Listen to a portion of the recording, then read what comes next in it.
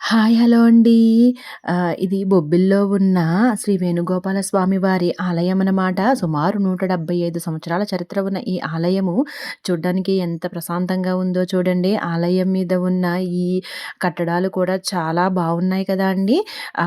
పూర్వము ఫ్రెంచ్ వాళ్ళు మన దేశంలోకి అడుగుపెట్టాక బొబ్బిలి రాజుల్ని కూడా కప్పం కట్టమని అడిగారంట. వాళ్ళేమో మేమెందుకు కప్పం కడతామని చెప్పి వెనక్కి పంపించేశారంట. అప్పట్లో బొబ్బిలి రాజులకు కోడిపందాలంటే చాలా ఇష్టమనమాట. పౌరుషమన్నా, కోడిపందాలన్నా బొబ్బిలి గుర్తొచ్చేంత రకంగా బాగా ప్రాముఖ్యత పొందారనమాట. విజయనగరం రాజులు, మన బొబ్బిలి రాజులు చాలా స్నేహంగా ఉండేవారు. అయినప్పటికీ ఈ కోడిపందాల విషయంలోనే వారిద్దరికీ మధ్య చిన్న గొడవొచ్చి అది చాలా యుద్ధం వరకు వెళ్ళిపోయిందంట. ఆల్రెడీ కోపంగా ఉన్న ఫ్రెంచ్ వాళ్ళు కూడా ఈ విషయంలో యుద్ధంలోకి వచ్చి బొబ్బిలి వారిని ఓడించి ఈ వేణుగోపాల స్వామి వారి ఆలయాన్ని ధ్వంసం చేసి విగ్రహాన్ని తీసుకొని వెళ్ళిపోతుండగా మధ్యలో బందర్‌లో ఉంచేశారంట.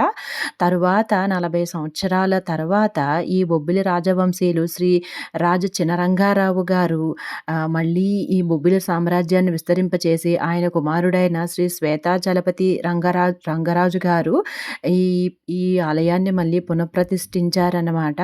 సో, ఈ ఆలయ చరిత్ర అంతా కూడా మన ఆలయంలోనే ఇక్కడ ఇక్కడ పెట్టి ఉంచారు చూడండి. ఇంతటి పురాణ చరిత్ర ఉన్న ఆలయము నిజంగా చాలా బావుందండి. ఇలాంటి ప్రాచీనమైన ఆలయాల్లో మనం సందర్శించుకోవడము, చూడడము, కాపాడుకోవడము మన బాధ్యత అన్నమాట.